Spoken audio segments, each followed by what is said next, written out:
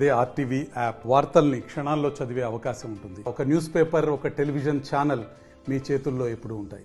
రెండు తెలుగు రాష్ట్రాల్లో కూడా అయితే బర్డ్ ఫ్లూ కూడా కలకారం రేపుతుందని చెప్పుకోవచ్చు. ఈ మధ్యకాలంలో కూడా అయితే బర్డ్ ఫ్లూ కోళ్ళకు సోకిందని చెప్పి కూడా వార్తలు వినిపిస్తున్నాయి. ఈ నేపథ్యంలో కూడా తెలుగు రాష్ట్రాలు ఏదైతే ఏపీ, తెలంగాణ, కర్ణాటకకు సంబంధించిన కూడా ఏది కోళ్ళను కూడా వెంటనే డాక్టర్లు కూడా అడ్డుకున్న పరిస్థితి కనిపిస్తుంది. ఈ నేపథ్యంలో కూడా మనం మహబూబ్నగర్ పట్టణంలోని ప్రభుత్వ ఆసుపత్రిలో కూడా వైద్య నిపుణులు ఉన్నారు. వారిని అడిగే ప్రయత్నం చేద్దాం. ఈ బర్డ్ ఫ్లూ వల్ల ఎలాంటి జాగ్రత్తలు తీసుకెళ్ళే అంశాలపైన వారిని అడిగే ప్రయత్నం చేద్దాం. మేడం చెప్పండి మేడం, ఇప్పుడు తెలుగు రాష్ట్రాల్లో కూడా బర్డ్ ఫ్లూ వ్యాధి కూడా కోళ్ళకు సోకిందని చెప్పి వార్తలు వస్తున్నాయి. కొంతమంది ప్రజలు భయపడుతున్నారు. ఈ వ్యాధి తింటే మాకు సోకుతుందేమో అని భయపడే పరిస్థితి వస్తుంది. దీని నుండి ఎలాంటి జాగ్రత్తలు తీసుకోవాలి? నమస్తే అండి, నేను doctor Najma Fareen, associate professor, government general hospital Mahabubnagar.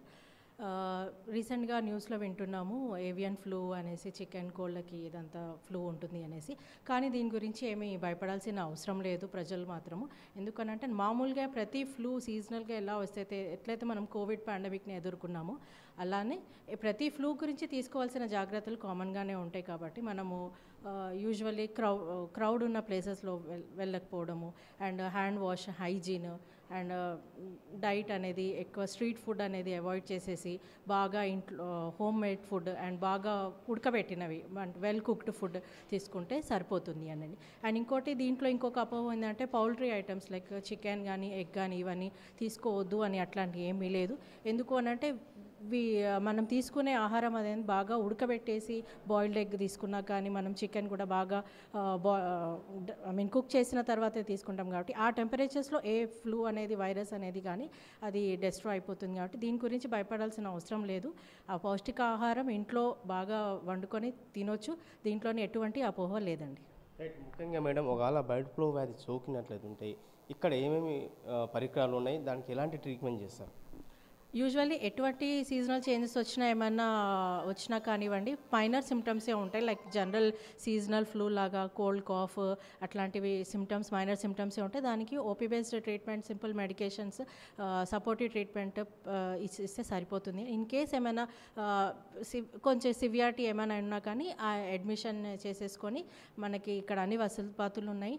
Even మనం కోవిడ్లో కూడా అన్ని విత్ ఫుల్ బ్లడ్ ఆక్సిజన్ ఫ్లోమీటర్స్తో ఉన్న బెడ్స్ అండ్ ఈవెన్ వెంటిలేటర్స్ అవన్నీ కూడా మనకు అవైలబిలిటీ ఉన్నాయి. అటువంటి ఒకవేళ పరిస్థితి వచ్చినప్పుడు కూడా we are able to tackle the situation, we are ready to handle the situation.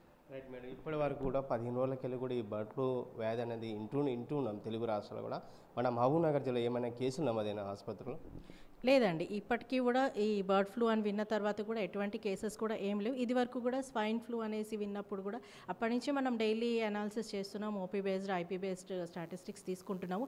ఎటువంటి ఫ్లూ కేసెస్ కానీ ఏమీ నమోదు కాలేదు అండి ఇప్పటి వరకు అయితే. Thank you. రైట్, మొత్తం మీద కూడా తెలుగు రాష్ట్రాల్లో కూడా ఏదైతే బర్డ్ ఫ్లూ వ్యాధి కూడా కలకలం రేపిన నేపథ్యంలో కూడా ఏదైతే డాక్టర్ నిపుణులు కూడా ముందు జాగ్రత్తలు తీసుకోవాలని చెప్తున్నారు. ముఖ్యంగా బర్డ్ ఫ్లూ వ్యాధికి సంబంధించిన ఏదైతే కోళ్ళకు వచ్చిందో అది కోళ్ళని బాగా ఉడకబెట్టిన తర్వాతనే తింటాం కాబట్టి అలాంటి వ్యాధి ఏం రాదు. ఒకవేళ వచ్చినట్లు కూడా ఖచ్చితంగా మీరు ఎలాంటి సెంటెన్స్ ఉంటే కూడా ఖచ్చితంగా మీరు డాక్టర్ని సంప్రదించాలని చెప్పి వైద్య నిపుణులు తెలియజేసిన పరిస్థితి కనిపిస్తుంది. వీడియో జర్నలిస్ట్ నర్సింగ్ రెడ్డితో రామకొండ, ఆర్టీ, మహబూబ్నగర్. మరిన్ని వీడియోస్ కోసం ఛానల్ ని సబ్స్క్రైబ్ చేయండి. లేటెస్ట్ అప్డేట్స్ కోసం వాట్సాప్ ఛానల్ ని ఫాలో అవ్వండి. అండ్ లింక్ డిస్క్రిప్షన్ లో ఉంది.